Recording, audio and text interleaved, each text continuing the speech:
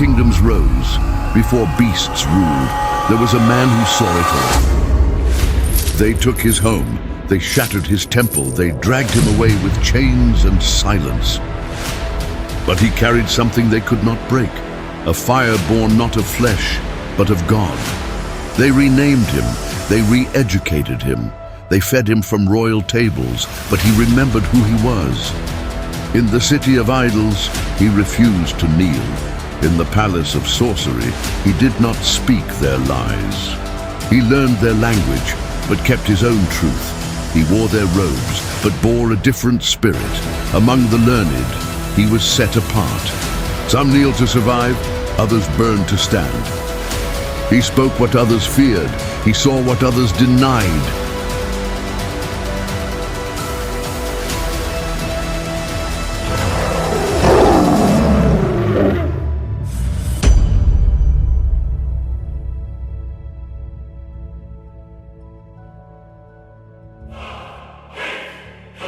In the 3rd year of the reign of Jehoiakim, king of Judah, Nebuchadnezzar, king of Babylon, came to Jerusalem and besieged it. The Lord gave Jehoiakim, king of Judah, into his hand with part of the vessels of God's house, and he carried them into the land of Shinar, to the house of his God. He brought the vessels into the treasure house of his God. The king spoke to Ashpenaz, the master of his eunuchs, that he should bring in some of the children of Israel, even of the royal offspring and of the nobles, youths in whom was no defect, but well-favored, skillful in all wisdom, endowed with knowledge, understanding science, and such as had ability to serve in the king's palace, and that he should teach them the learning and the language of the Chaldeans.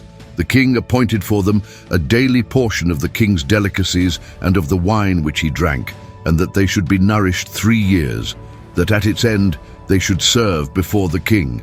Now among these were of the children of Judah, Daniel, Hananiah, Mishael, and Azariah. The prince of the eunuchs gave names to them. To Daniel he gave the name Belteshazzar, and to Hananiah Shadrach, and to Mishael Meshach, and to Azariah Abednego. But Daniel purposed in his heart that he would not defile himself with the king's delicacies, nor with the wine which he drank. Therefore he requested of the prince of the eunuchs that he might not defile himself. Now God made Daniel find kindness and compassion in the sight of the prince of the eunuchs. The prince of the eunuchs said to Daniel, "I fear my lord the king, who has appointed your food and your drink. For why should he see your faces worse looking than the youths who are of your own age? Then you would endanger my head with the king." Then Daniel said to the steward whom the prince of the eunuchs had appointed over Daniel, Hananiah, Mishael, and Azariah, "Test your servants, I beg you, 10 days, and let them give us vegetables to eat and water to drink. Then let our faces be examined before you and the face of the youths who eat of the king's delicacies, and as you see, deal with your servants." So he listened to them in this matter and tested them for 10 days. At the end of 10 days, their faces appeared fairer and fatter in flesh than all the youths who ate of the king's delicacies. So the steward took away their delicacies and the wine that they were given to drink, and gave them vegetables. Now as for these 4 youths, God gave them knowledge and skill in all learning and wisdom. Daniel had understanding in all visions and dreams. At the end of the days, which the king had appointed for bringing them in, the prince of the eunuchs brought them in before Nebuchadnezzar. The king talked with them, and among them all none was found like Daniel, Hananiah, Mishael, and Azariah. Therefore they served before the king. In every matter of wisdom and understanding concerning which the king inquired of them, he found them 10 times better than all the magicians and enchanters who were in all his realm. Daniel continued even to the 1st year of King Cyrus.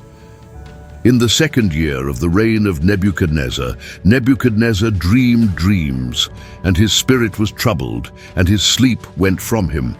Then the king commanded the magicians, the enchanters, the sorcerers, and the Chaldeans to tell the king his dreams.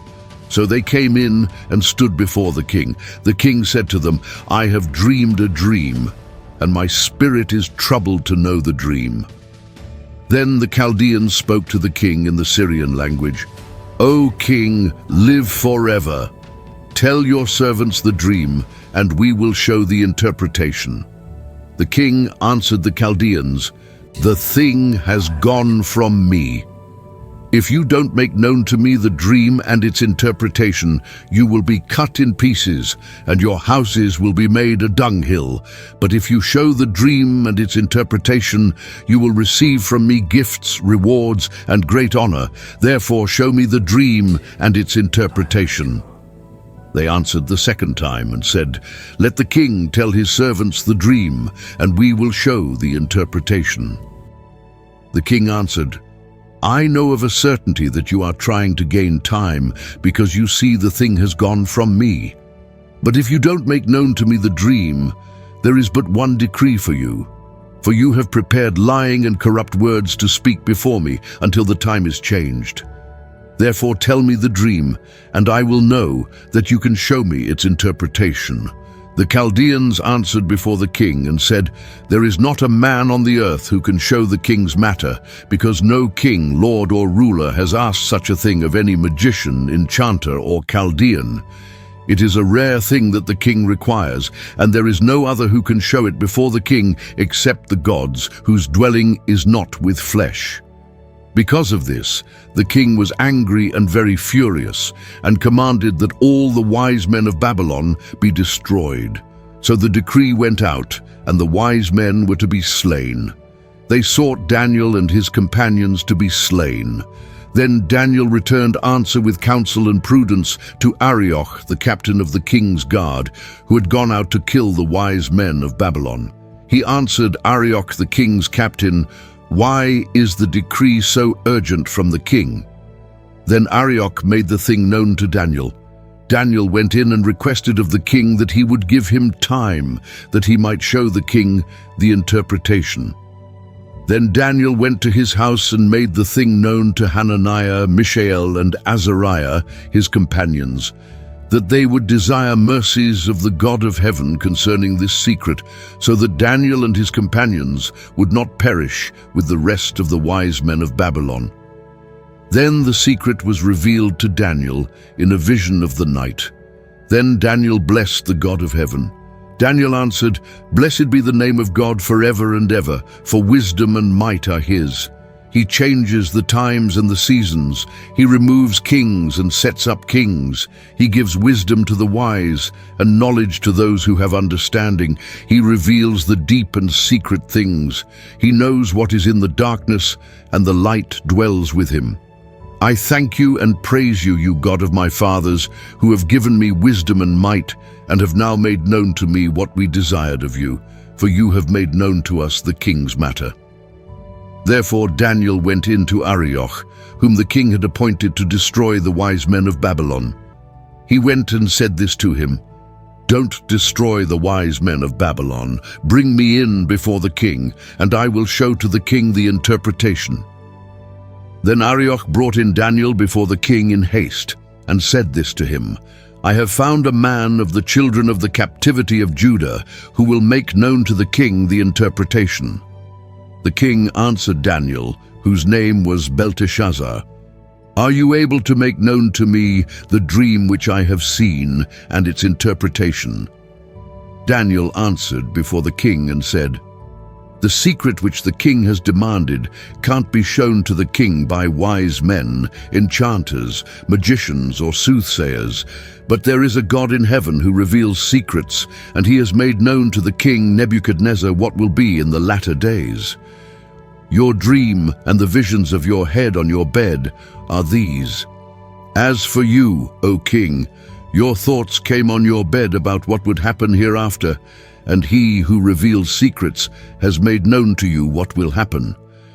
But as for me, this secret is not revealed to me for any wisdom that I have more than any living, but to the intent that the interpretation may be made known to the king, and that you may know the thoughts of your heart. You, O king, saw and behold a great image. This image, which was mighty, and whose brightness was excellent, stood before you, and its appearance was terrifying. As for this image, its head was of fine gold, its chest and its arms of silver, its belly and its thighs of bronze, its legs of iron, its feet part of iron and part of clay. You saw until a stone was cut out without hands, which struck the image on its feet that were of iron and clay, and broke them in pieces. Then the iron, the clay, the bronze, the silver and the gold were broken in pieces together and became like the chaff of the summer threshing floors. The wind carried them away so that no place was found for them. The stone that struck the image became a great mountain and filled the whole earth. This is the dream, and we will tell its interpretation before the king. You, O king, are King of kings, to whom the God of heaven has given the kingdom, the power, the strength, and the glory. Wherever the children of men dwell, he has given the animals of the field and the birds of the sky into your hand, and has made you to rule over them all. You are the head of gold. After you, another kingdom will arise that is inferior to you, and another third kingdom of bronze, which will rule over all the earth. The fourth kingdom will be strong as iron, because iron breaks in pieces and subdues all things. And as iron crushes all these, it will break in pieces and crush. Whereas you saw the feet and toes, part of potter's clay and part of iron, it will be a divided kingdom. But there will be in it the strength of the iron, because you saw the iron mixed with miry clay. As the toes of the feet were part of iron and part of clay, so the kingdom will be partly strong and partly brittle. Whereas you saw the iron mixed with miry clay, they will mingle themselves with the seed of men, but they won't cling to one another, even as iron doesn't mix with clay.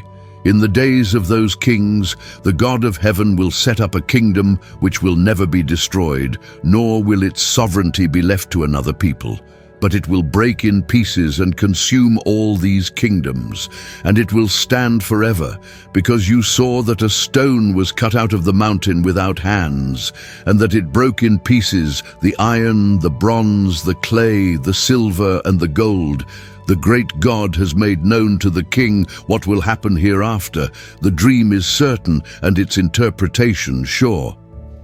Then King Nebuchadnezzar fell on his face, worshipped Daniel, and commanded that they should offer an offering and sweet odors to him.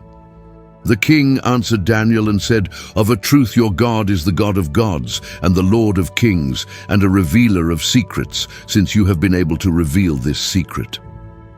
Then the king made Daniel great and gave him many great gifts, and made him ruler over the whole province of Babylon and chief governor over all the wise men of Babylon. Daniel requested of the king, and he appointed Shadrach, Meshach, and Abednego over the affairs of the province of Babylon, but Daniel was in the king's gate. Nebuchadnezzar the king made an image of gold, whose height was 60 cubits, and its width 6 cubits. He set it up in the plain of Dura, in the province of Babylon. Then Nebuchadnezzar the king sent to gather together the local governors, the deputies and the governors, the judges, the treasurers, the counselors, the sheriffs, and all the rulers of the provinces to come to the dedication of the image which Nebuchadnezzar the king had set up. Then the local governors, the deputies, and the governors, the judges, the treasurers, the counselors, the sheriffs, and all the rulers of the provinces were gathered together to the dedication of the image that Nebuchadnezzar the king had set up. And they stood before the image that Nebuchadnezzar had set up. Then the herald cried aloud, "To you it is commanded, peoples, nations, and languages, that whenever you hear the sound of the horn, pipe, lyre, trigon, harp, dulcimer, and all kinds of music, you fall down and worship the golden image that Nebuchadnezzar the king has set up. Whoever doesn't fall down and worship shall be cast into the middle of a burning fiery furnace the same hour." Therefore at that time, when all the peoples heard the sound of the horn, pipe, lyre, trigon, harp, dulcimer, and all kinds of music, all the peoples, the nations, and the languages fell down and worshipped the golden image that Nebuchadnezzar the king had set up. Therefore at that time certain Chaldeans came near and brought accusation against the Jews. They answered Nebuchadnezzar the king, "O king, live forever. You, O king, have made a decree that every man who hears the sound of the horn, pipe, lyre, trigon, harp, dulcimer, and all kinds of music shall fall down and worship the golden image. And whoever doesn't fall down and worship shall be cast into the middle of a burning fiery furnace. There are certain Jews whom you have appointed over the affairs of the province of Babylon, Shadrach, Meshach, and Abednego. These men, O king, have not respected you. They don't serve your gods and don't worship the golden image which you have set up." Then Nebuchadnezzar, in rage and fury, commanded that Shadrach, Meshach, and Abednego be brought. Then they brought these men before the king. Nebuchadnezzar answered them, "Is it on purpose, Shadrach, Meshach, and Abednego, that you don't serve my God, nor worship the golden image which I have set up? Now, if you are ready, whenever you hear the sound of the horn, pipe, lyre, trigon, harp, dulcimer, and all kinds of music, to fall down and worship the image which I have made, good. But if you don't worship, you shall be cast the same hour into the middle of a burning fiery furnace. Who is that God who will deliver you out of my hands?" Shadrach, Meshach, and Abednego answered the king, "Nebuchadnezzar, we have no need to answer you in this matter. If it happens, our God whom we serve is able to deliver us from the burning fiery furnace, and he will deliver us out of your hand, O king. But if not, let it be known to you, O king, that we will not serve your gods or worship the golden image which you have set up." Then Nebuchadnezzar was full of fury, and the expression on his face was changed against Shadrach, Meshach, and Abednego. He spoke and commanded that they should heat the furnace 7 times more than it was usually heated. He commanded certain mighty men who were in his army to bind Shadrach, Meshach, and Abednego, and to cast them into the burning fiery furnace. Then these men were bound in their pants, their tunics, their mantles, and their other clothes, and were cast into the middle of the burning fiery furnace. Therefore, because the king's commandment was urgent and the furnace exceedingly hot, the flame of the fire killed those men who took up Shadrach, Meshach, and Abednego. These 3 men, Shadrach, Meshach, and Abednego, fell down bound into the middle of the burning fiery furnace. Then Nebuchadnezzar the king was astonished and rose up in haste. He spoke and said to his counselors, "Didn't we cast 3 men bound into the middle of the fire?" They answered the king, "True, O king." He answered, "Look, I see 4 men loose, walking in the middle of the fire, and they are unharmed. The appearance of the 4th is like a son of the gods." Then Nebuchadnezzar came near to the mouth of the burning fiery furnace. He spoke and said, "Shadrach, Meshach, and Abednego, you servants of the Most High God, come out and come here." Then Shadrach, Meshach, and Abednego came out of the middle of the fire. The local governors, the deputies, and the governors, and the king's counselors being gathered together, saw these men, that the fire had no power on their bodies, and the hair of their head wasn't singed. Their clothes weren't scorched, and the smell of fire wasn't on them. Nebuchadnezzar spoke and said, "Blessed be the God of Shadrach, Meshach, and Abednego, who has sent his angel and delivered his servants who trusted in him. They have changed the king's word and have yielded their bodies that they might not serve nor worship any god except their own God. Therefore I make a decree that every people, nation, and language which speak anything evil against the God of Shadrach, Meshach, and Abednego shall be cut in pieces, and their houses shall be made a dunghill, because there is no other God who is able to deliver like this." Then the king promoted Shadrach, Meshach, and Abednego in the province of Babylon. Nebuchadnezzar the king, to all the peoples, nations, and languages who dwell in all the earth, peace be multiplied to you. It has seemed good to me to show the signs and wonders that the Most High God has worked toward me. How great are his signs, how mighty are his wonders.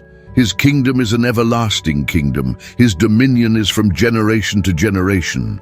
I, Nebuchadnezzar, was at rest in my house and flourishing in my palace. I saw a dream which made me afraid, and the thoughts on my bed and the visions of my head troubled me. Therefore I made a decree to bring in all the wise men of Babylon before me, that they might make known to me the interpretation of the dream. Then the magicians, the enchanters, the Chaldeans, and the soothsayers came in, and I told the dream before them, but they didn't make known to me its interpretation. But at the last, Daniel came in before me, whose name was Belteshazzar, according to the name of my God, and in whom is the spirit of the holy gods. I told the dream before him, saying, Belteshazzar, master of the magicians, because I know that the spirit of the holy gods is in you, and no secret troubles you.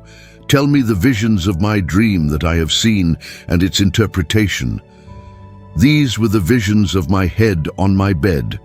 I saw, and behold, a tree in the middle of the earth, and its height was great.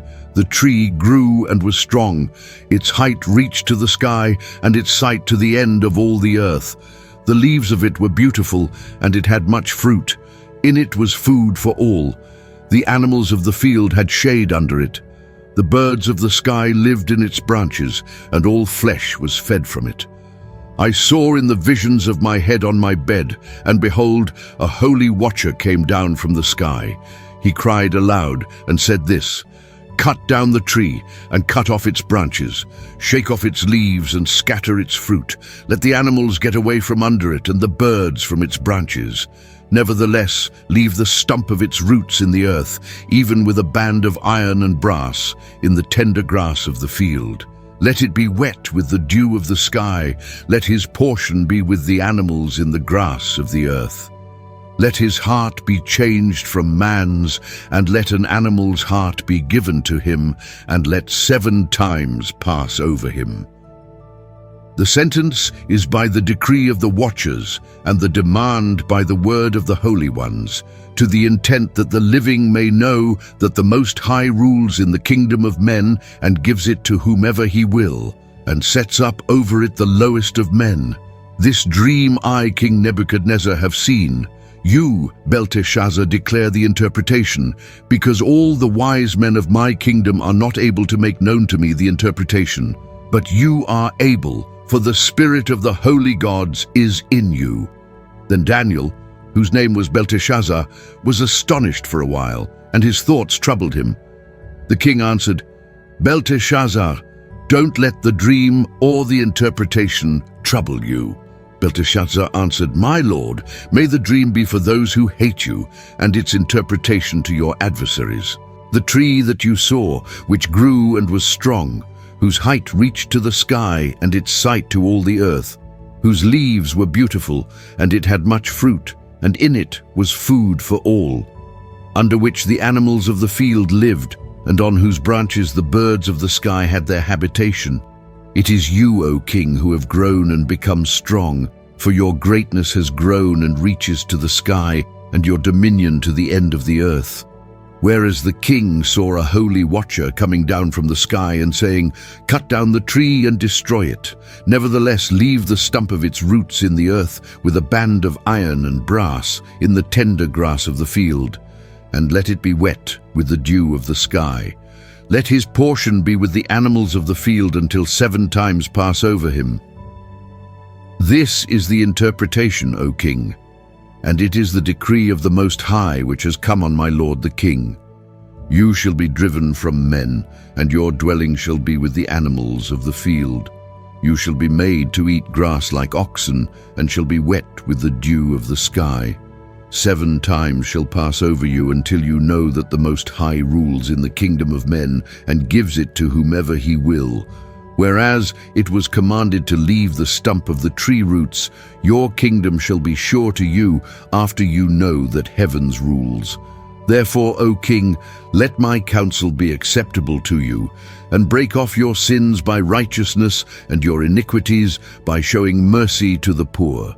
Perhaps there may be a lengthening of your prosperity. All this came on the king Nebuchadnezzar. At the end of 12 months, he was walking in the royal palace of Babylon.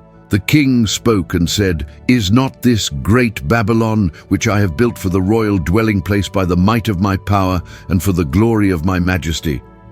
While the word was in the king's mouth, a voice came from the sky saying, "O King Nebuchadnezzar, to you it is spoken. The kingdom has departed from you. You shall be driven from men, and your dwelling shall be with the animals of the field. You shall be made to eat grass like oxen. 7 times shall pass over you, until you know that the Most High rules in the kingdom of men and gives it to whomever he will." This was fulfilled the same hour on Nebuchadnezzar. He was driven from men and ate grass like oxen, and his body was wet with the dew of the sky, until his hair had grown like eagle's feathers, and his nails like birds' claws. At the end of the days, I, Nebuchadnezzar, lifted up my eyes to heaven, and my understanding returned to me, and I blessed the Most High, and I praised and honored him who lives forever, for his dominion is an everlasting dominion, and his kingdom from generation to generation. All the inhabitants of the earth are reputed as nothing. He does according to his will in the army of heaven and among the inhabitants of the earth, and no one can stay his hand or ask him, "What are you doing?" At the same time, my understanding returned to me, and for the glory of my kingdom, my majesty and brightness returned to me. My counselors and my lords sought me, and I was established in my kingdom, and excellent greatness was added to me. Now I, Nebuchadnezzar, praise and extol and honor the King of heaven, for all his works are truth and his ways justice. He is able to humble those who walk in pride. Belshazzar the king made a great feast for 1,000 of his lords, and drank wine before the 1,000.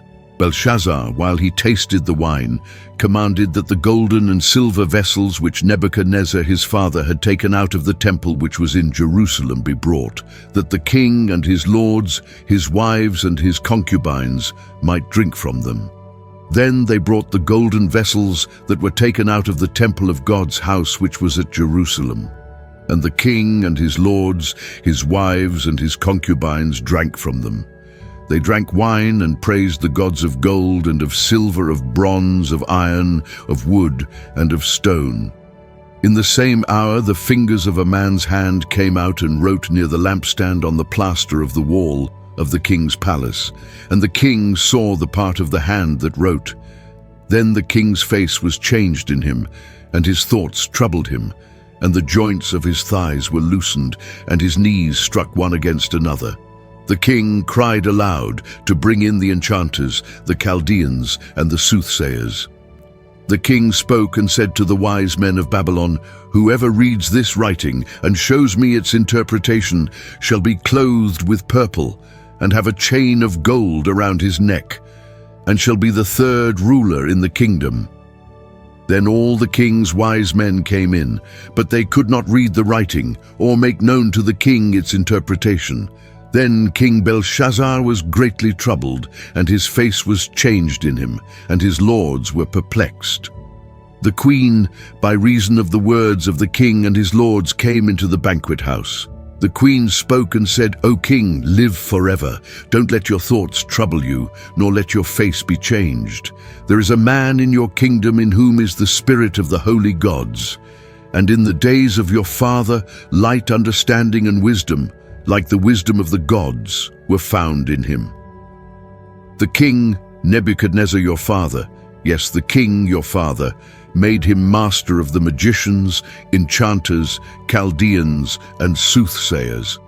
Because an excellent spirit, knowledge, and understanding, interpreting of dreams, showing of dark sentences, and dissolving of doubts, were found in the same Daniel, whom the king named Belteshazzar. Now let Daniel be called, and he will show the interpretation." Then Daniel was brought in before the king. The king spoke and said to Daniel, "Are you that Daniel who is of the children of the captivity of Judah, whom the king my father brought out of Judah? I have heard of you, that the spirit of the gods is in you, and that light, understanding, and excellent wisdom are found in you. Now the wise men, the enchanters, have been brought in before me, that they should read this writing and make known to me its interpretation. but they could not show the interpretation of the thing.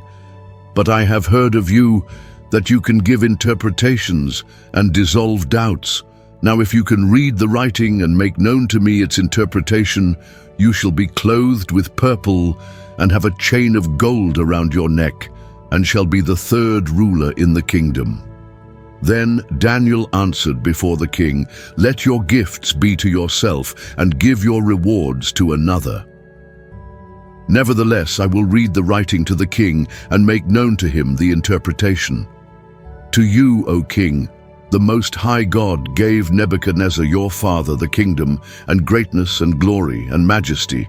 Because of the greatness that he gave him, all the peoples, nations, and languages trembled and feared before him. He killed whom he wanted to, and he kept alive whom he wanted to. He raised up whom he wanted to, and he put down whom he wanted to. But when his heart was lifted up, and his mind hardened in pride, he was deposed from his kingly throne, and they took his glory from him. He was driven from the sons of men, and his heart was made like the animals.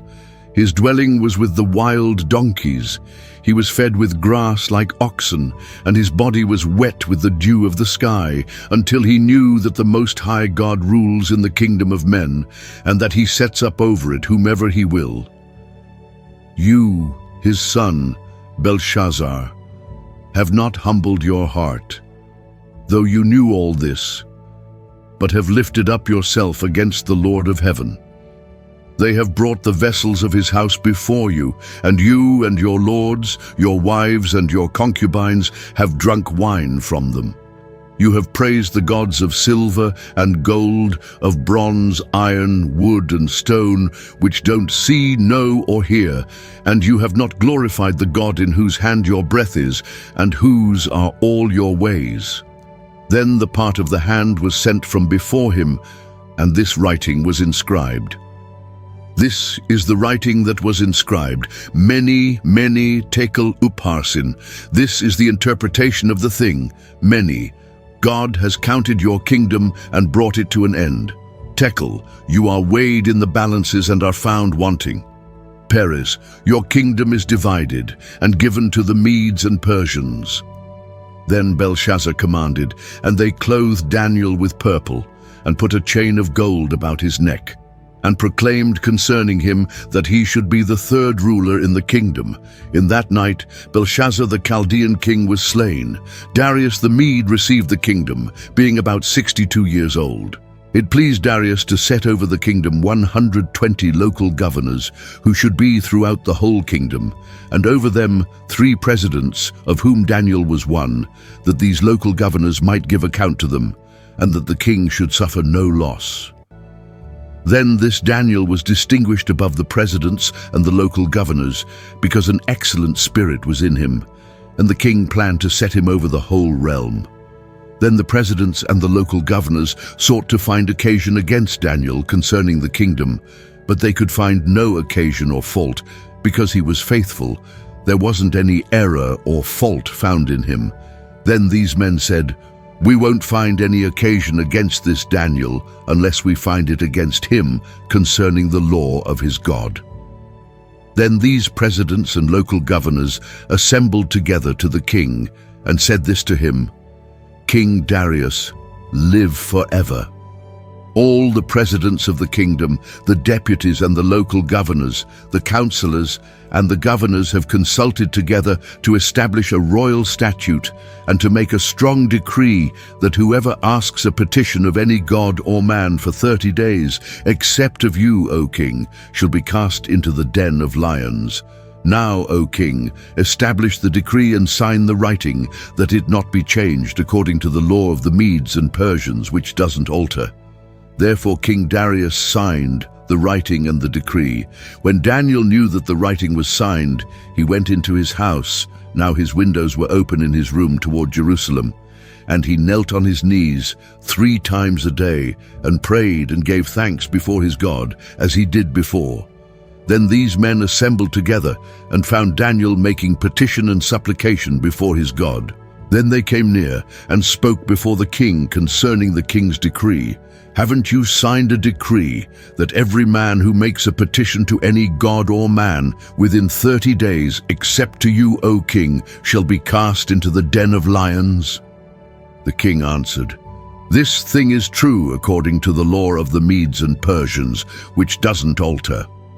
Then they answered and said before the king, "That Daniel, who is of the children of the captivity of Judah, doesn't respect you, O king, or the decree that you have signed, but makes his petition 3 times a day." Then the king, when he heard these words, was very displeased, and set his heart on Daniel to deliver him. And he labored until the going down of the sun to rescue him.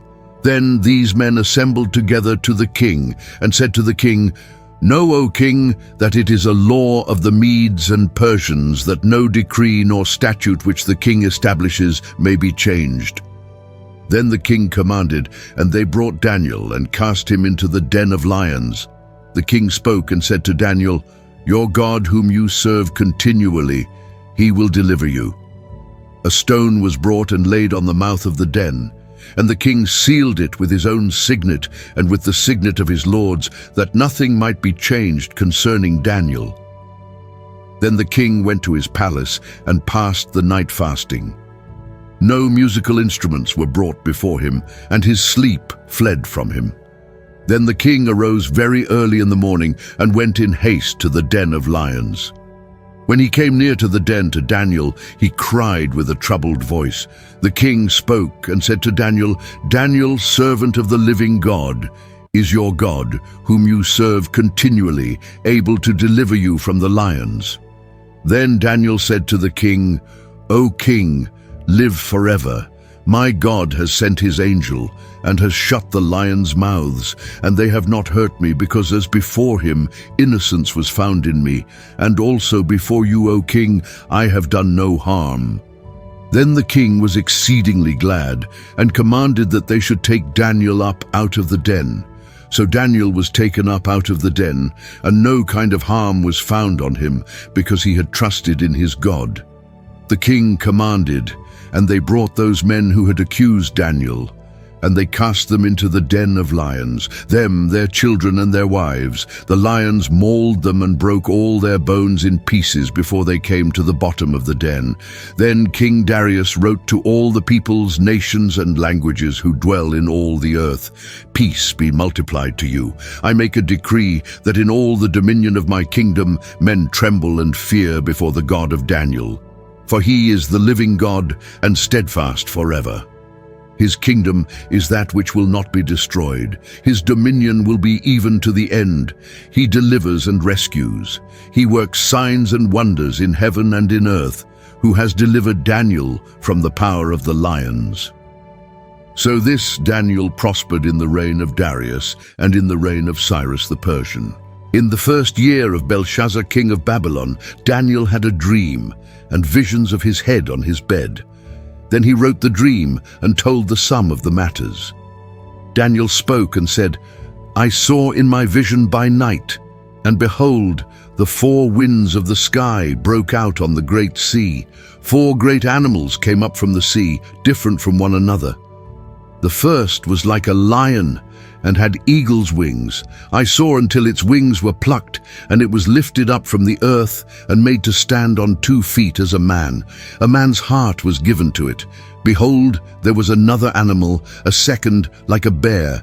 It was raised up on one side, and 3 ribs were in its mouth between its teeth. They said this to it, 'Arise, devour much flesh.' After this I saw, and behold, another, like a leopard, which had on its back 4 wings of a bird. The animal also had 4 heads, and dominion was given to it. After this I saw in the night visions, and behold, a 4th animal, awesome and powerful and exceedingly strong. It had great iron teeth. It devoured and broke in pieces, and stamped the residue with its feet. It was different from all the animals that were before it. It had 10 horns. I considered the horns, and behold, another horn came up among them, a little one, before which 3 of the first horns were plucked up by the roots.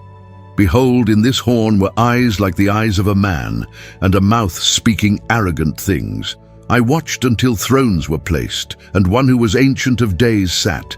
His clothing was white as snow, and the hair of his head like pure wool. His throne was fiery flames, and its wheels burning fire. A fiery stream issued and came out from before him. Thousands of thousands ministered to him. 10,000 times 10,000 stood before him. The court was seated, and the books were opened. I watched at that time because of the voice of the arrogant words which the horn spoke. I watched even until the animal was slain, and its body destroyed, and it was given to be burned with fire.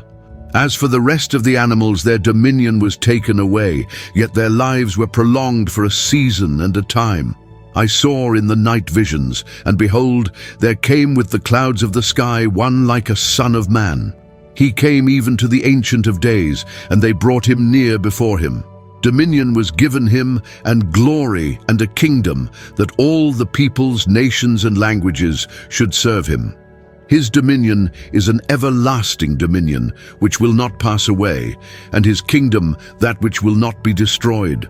As for me, Daniel, my spirit was grieved within my body, and the visions of my head troubled me. I came near to one of those who stood by, and asked him the truth concerning all this. So he told me and made me know the interpretation of the things. These great animals, which are four kings who will arise out of the earth. 18. But the saints of the Most High will receive the kingdom and possess the kingdom forever, even forever and ever. Then I desired to know the truth concerning the fourth animal, which was different from all of them, exceedingly terrible, whose teeth were of iron and its nails of bronze, which devoured, broke in pieces, and stamped the residue with its feet, and concerning the 10 horns that were on its head, and the other horn which came up, and before which 3 fell, even that horn that had eyes, and a mouth that spoke arrogant things, whose appearance was more stout than its fellows. I saw, and the same horn made war with the saints, and prevailed against them, until the Ancient of Days came, and judgment was given to the saints of the Most High, and the time came that the saints possessed the kingdom. So he said, the fourth animal will be a fourth kingdom on earth, which will be different from all the kingdoms, and will devour the whole earth, and will tread it down, and break it in pieces. As for the 10 horns, out of this kingdom 10 kings will arise, and another will arise after them. He will be different from the former, and he will put down 3 kings. He will speak words against the Most High, and will wear out the saints of the Most High. He will intend to change the times and the law, and they will be given into his hand until a time and times and half a time. But the judgment will be set, and they will take away his dominion, to consume and to destroy it to the end. The kingdom and the dominion and the greatness of the kingdoms under the whole sky will be given to the people of the saints of the Most High. His kingdom is an everlasting kingdom, and all dominions will serve and obey him. Here is the end of the matter. As for me, Daniel, my thoughts greatly troubled me, and my face turned pale, but I kept the matter in my heart. In the 3rd year of the reign of King Belshazzar, a vision appeared to me, even to me, Daniel, after that which appeared to me at the first. I saw the vision now. When I saw, I was in the citadel of Susa, which is in the province of Elam. I saw in the vision, and I was by the river Ulai. Then I lifted up my eyes and saw, and behold, a ram which had 2 horns stood before the river. The 2 horns were high, but one was higher than the other, and the higher came up last. I saw the ram pushing westward, northward, and southward. No animals could stand before him. There wasn't any who could deliver out of his hand, but he did according to his will, and magnified himself. As I was considering, behold, a male goat came from the west over the surface of the whole earth, and didn't touch the ground. The goat had a notable horn between his eyes. He came to the ram who had the 2 horns, which I saw standing before the river, and ran on him in the fury of his power. I saw him come close to the ram, and he was moved with anger against him. He struck the ram and broke his 2 horns. There was no power in the ram to stand before him, But he cast him down to the ground and trampled on him. There was no one who could deliver the ram out of his hand. The male goat magnified himself exceedingly. When he was strong, the great horn was broken, and instead of it there came up 4 notable horns toward the 4 winds of the sky. Out of one of them came out a little horn, which grew exceedingly great toward the south, toward the east, and toward the glorious land. It grew great, even to the army of the sky, and it cast down some of the army and of the stars to the ground and trampled on them. Yes, it magnified itself, even to the prince of the army, and it took away from him the continual burnt offering. The place of his sanctuary was cast down. The army was given over to it, together with the continual burnt offering through disobedience. It cast down truth to the ground, and it did its pleasure and prospered. Then I heard a Holy One speaking. And another Holy One said to that certain one who spoke, "How long will the vision about the continual burnt offering and the disobedience that makes desolate, to give both the sanctuary and the army to be trodden under foot be?" He said to me, "To 2,300 evenings and mornings, then the sanctuary will be cleansed."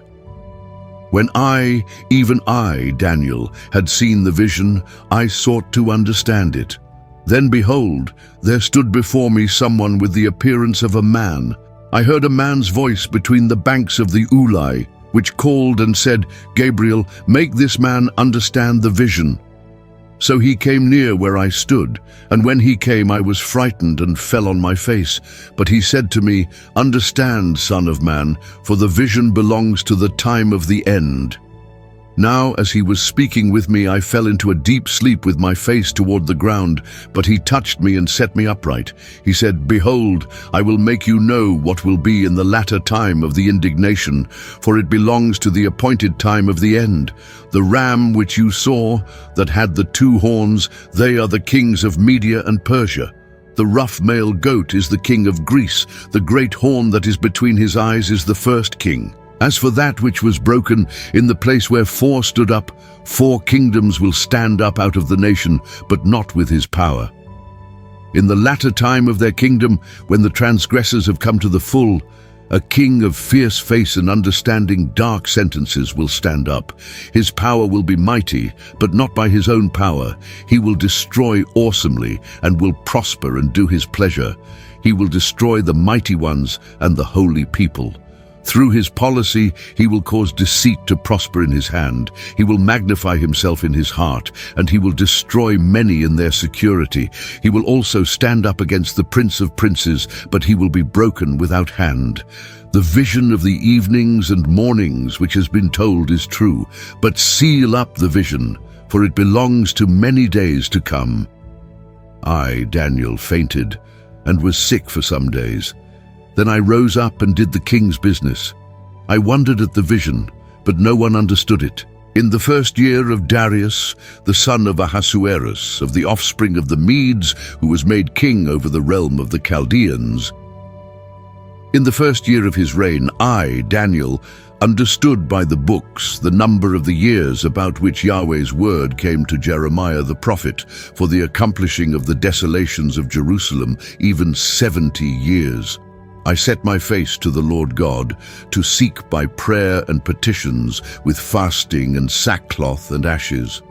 I prayed to Yahweh my God and made confession and said, "O Lord, the great and dreadful God who keeps covenant and loving kindness with those who love him and keep his commandments, we have sinned and have dealt perversely and have done wickedly and have rebelled, even turning aside from your precepts and from your ordinances.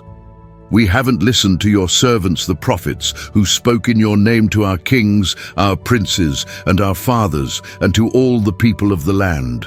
Lord, righteousness belongs to you, but to us confusion of face, as it is today, to the men of Judah, and to the inhabitants of Jerusalem, and to all Israel, who are near and who are far off, through all the countries where you have driven them, because of their trespass, that they have trespassed against you. Lord, to us belongs confusion of face, to our kings, to our princes, and to our fathers, because we have sinned against you.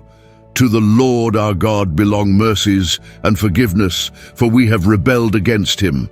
We haven't obeyed Yahweh, our God's voice, to walk in his laws, which he set before us by his servants the prophets. Yes, all Israel have transgressed your law, turning aside that they should not obey your voice. Therefore the curse and the oath written in the law of Moses, the servant of God, has been poured out on us, for we have sinned against him. He has confirmed his words, which he spoke against us and against our judges who judged us, by bringing on us a great evil. For under the whole sky such has not been done as has been done to Jerusalem. As it is written in the law of Moses, all this evil has come on us, yet we have not entreated the favor of Yahweh our God, that we should turn from our iniquities and have discernment in your truth. Therefore Yahweh has watched over the evil and brought it on us.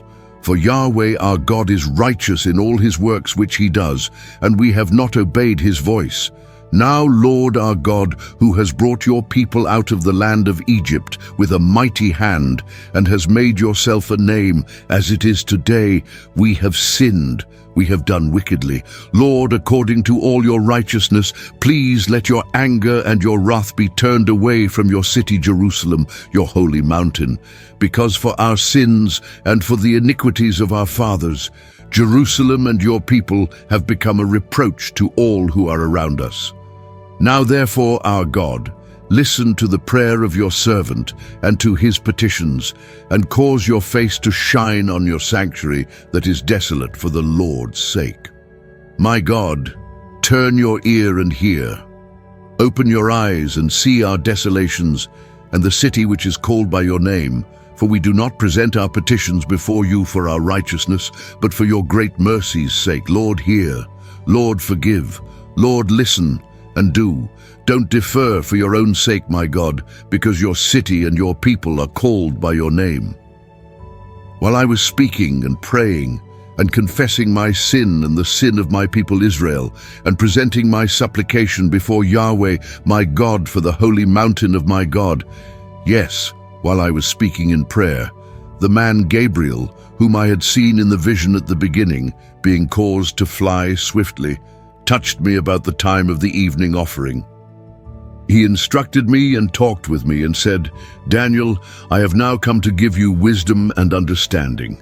At the beginning of your petitions the commandment went out, and I have come to tell you, for you are greatly beloved. Therefore consider the matter and understand the vision. 70 weeks are decreed on your people and on your holy city, to finish disobedience, and to make an end of sins, and to make reconciliation for iniquity, and to bring in everlasting righteousness, and to seal up vision and prophecy, and to anoint the most holy. Know therefore and discern, that from the going out of the commandment, to restore and to build Jerusalem to the Anointed One, the Prince will be 7 weeks and 62 weeks. It will be built again with street and moat, even in troubled times. After the 62 weeks, the Anointed One will be cut off and will have nothing.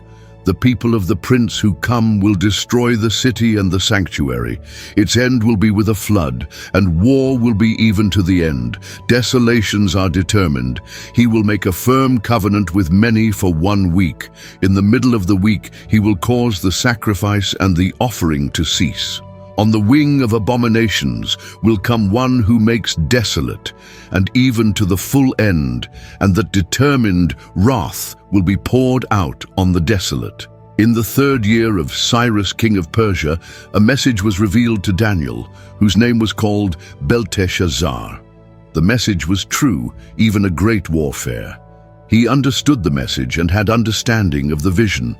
In those days, I, Daniel, was mourning 3 whole weeks.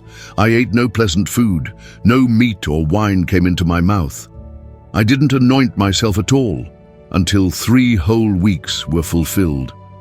In the 24th day of the 1st month, as I was by the side of the great river, which is Hiddekel, I lifted up my eyes and looked, and behold, there was a man clothed in linen, whose waist was adorned with pure gold of Uphaz. His body also was like the beryl, and his face as the appearance of lightning, and his eyes as flaming torches, and his arms and his feet like burnished bronze in appearance, and the voice of his words like the voice of a multitude. I, Daniel, alone saw the vision. For the men who were with me didn't see the vision, but a great trembling fell on them, and they fled to hide themselves. So I was left alone, and saw this great vision. No strength remained in me, for my face grew deathly pale, and I retained no strength. Yet I heard the voice of his words. When I heard the voice of his words, then I fell into a deep sleep on my face, with my face toward the ground. Behold, a hand touched me, which set me on my knees and on the palms of my hands. He said to me, Daniel, you greatly beloved man, understand the words that I speak to you, and stand upright, for I have been sent to you now. When he had spoken this word to me, I stood trembling. Then he said to me, Don't be afraid, Daniel, for from the first day that you set your heart to understand and to humble yourself before your God, your words were heard. I have come for your word's sake. But the prince of the kingdom of Persia withstood me 21 days. But behold, Michael, one of the chief princes, came to help me because I remained there with the kings of Persia. Now I have come to make you understand what will happen to your people in the latter days, for the vision is yet for many days. When he had spoken these words to me, I set my face toward the ground and was mute. Behold, one in the likeness of the sons of men touched my lips. Then I opened my mouth and spoke, and said to him who stood before me, My Lord, by reason of the vision my sorrows have passed on me, and I retain no strength. For how can the servant of this my Lord talk with this my Lord? For as for me, immediately there remained no strength in me, there was no breath left in me. Then one like the appearance of a man touched me again, and he strengthened me. He said, Greatly beloved man, don't be afraid. Peace be to you, be strong, yes, be strong. When he spoke to me, I was strengthened and said, Let my Lord speak, for you have strengthened me. Then he said, Do you know why I have come to you? Now I will return to fight with the prince of Persia. When I go out, behold, the prince of Greece will come. But I will tell you that which is inscribed in the writing of truth. There is no one who holds with me against these but Michael your prince. As for me, in the first year of Darius the Mede, I stood up to confirm and strengthen him. Now I will show you the truth. Behold, 3 more kings will stand up in Persia, and the 4th will be far richer than all of them. When he has grown strong through his riches, he will stir up all against the realm of Greece. A mighty king will stand up, who will rule with great dominion and do according to his will. When he stands up, his kingdom will be broken and will be divided toward the 4 winds of the sky, but not to his posterity, nor according to his dominion with which he ruled, for his kingdom will be plucked up, even for others besides these. The king of the south will be strong. One of his princes will become stronger than him and have dominion. His dominion will be a great dominion. At the end of years they will join themselves together, and the daughter of the king of the south will come to the king of the north to make an agreement. But she will not retain the strength of her arm. He will also not stand, nor will his arm, but she will be given up with those who brought her, and he who became the father of her, and he who strengthened her in those times. But out of a shoot from her roots one will stand up in his place, who will come to the army and will enter into the fortress of the king of the north, and will deal against them, and will prevail. He will also carry their gods, with their molten images, and with their goodly vessels of silver and of gold, captive into Egypt. He will refrain some years from the king of the north. He will come into the realm of the king of the south, but he will return into his own land. His sons will stir themselves up and will assemble a multitude of great forces. One will come on and overflow and pass through.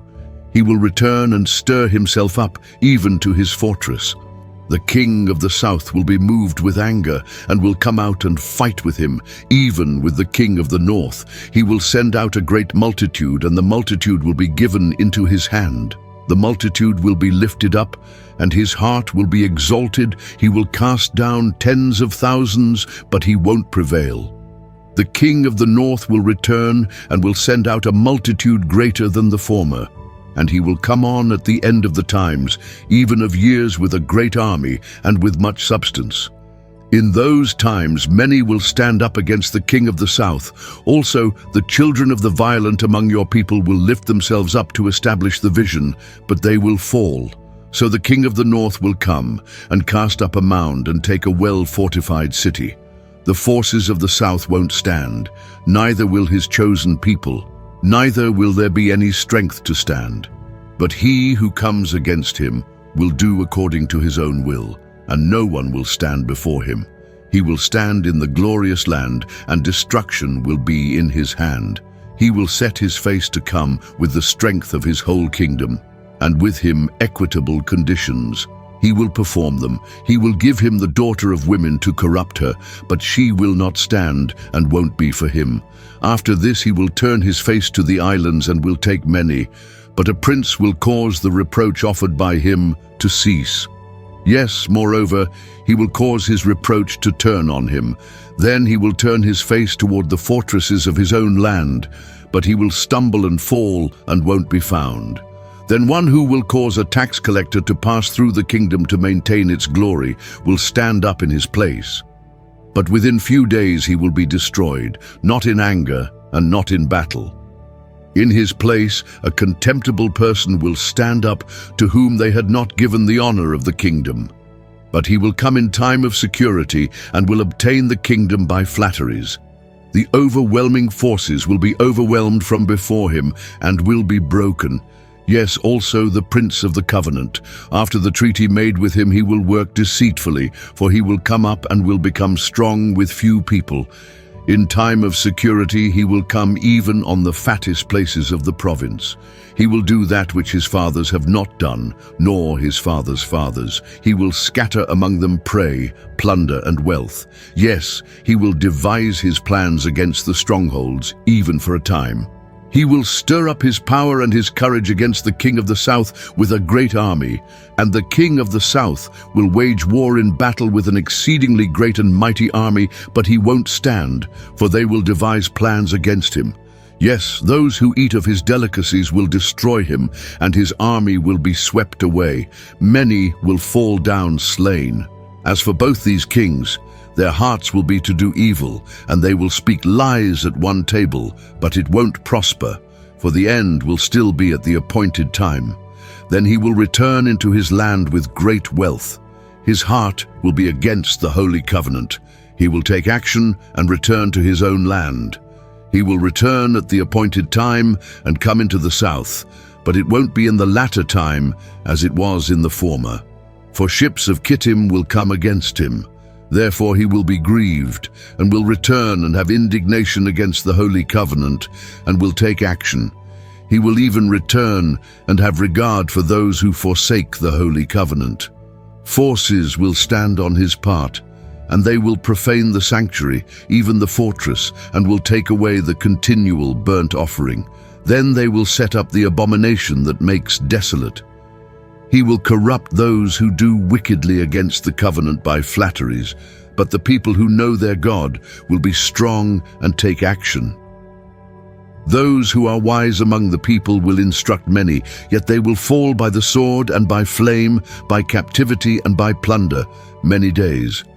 Now when they fall, they will be helped with a little help, but many will join themselves to them with flatteries. Some of those who are wise will fall, to refine them, to purify, and to make them white, even to the time of the end, because it is yet for the time appointed. The king will do according to his will. He will exalt himself and magnify himself above every god, and will speak astonishing things against the God of gods. He will prosper until the indignation is accomplished, for that which is determined will be done. He won't regard the gods of his fathers, or the desire of women, or regard any god, for he will magnify himself above all. But in their place, he will honor the God of fortresses. He will honor a God whom his fathers didn't know, with gold, silver, and with precious stones and pleasant things. He will deal with the strongest fortresses by the help of a foreign god. He will increase whoever acknowledges him and cause them to rule over many, and will divide the land for a price. At the time of the end, the king of the south will contend with him, and the king of the north will come against him like a whirlwind, with chariots, with horsemen, and with many ships. He will enter into countries and will overflow and pass through. He will enter also into the glorious land, and many countries will be overthrown, but these will be delivered out of his hand, Edom, Moab, and the chief of the children of Ammon. He will stretch out his hand also on the countries. The land of Egypt won't escape, but he will have power over the treasures of gold and of silver, and over all the precious things of Egypt. The Libyans and the Ethiopians will be at his steps. But news out of the east and out of the north will trouble him, and he will go out with great fury to destroy and utterly to sweep away many. He will plant the tents of his palace between the sea and the glorious holy mountain, yet he will come to his end, and no one will help him. At that time Michael will stand up, the great prince who stands for the children of your people. And there will be a time of trouble, such as never was since there was a nation even to that same time. At that time your people will be delivered, everyone who is found written in the book.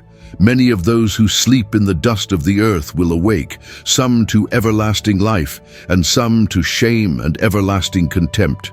Those who are wise will shine as the brightness of the expanse. Those who turn many to righteousness will shine as the stars forever and ever. But you, Daniel, shut up the words, and seal the book, even to the time of the end. Many will run back and forth, and knowledge will be increased. Then I, Daniel, looked, and behold, two others stood, one on the riverbank on this side, and the other on the riverbank on that side. One said to the man clothed in linen, who was above the waters of the river, "How long will it be to the end of these wonders?" I heard the man clothed in linen, who was above the waters of the river, when he held up his right hand and his left hand to the sky, and swore by him who lives forever, that it will be for a time, times, and half a time. And when they have finished breaking in pieces the power of the holy people, all these things will be finished. I heard, but I didn't understand. Then I said, "My Lord, what will be the outcome of these things?" He said, "Go your way, Daniel, for the words are shut up and sealed until the time of the end. Many will be purified, made white and refined. But the wicked will do wickedly, and none of the wicked will understand. But those who are wise will understand. From the time that the continual burnt offering is taken away, and the abomination that makes desolate is set up, there will be 1,290 days. Blessed is he who waits and comes to the 1,335 days. But go your way until the end, for you will rest and will stand in your lot at the end of the days. If this reading of the entire book of Daniel blessed you, don't just watch, become part of the mission. Help us spread God's word across the nations. Share this video with friends, family, and anyone who needs encouragement from Scripture. Subscribe so you won't miss the next journey through God's word. And most of all, let these prophecies remind you, God is in control of history, kingdoms rise and fall, but his kingdom is forever. Comment below. What chapter impacted you the most? What vision do you want explained next? May the wisdom of Daniel strengthen you. May the God who shut the lions' mouths guard you. And may the hope of everlasting life shine upon you. Stand firm in your faith, for just as Daniel endured, so too will you. Thank you for being part of this mission.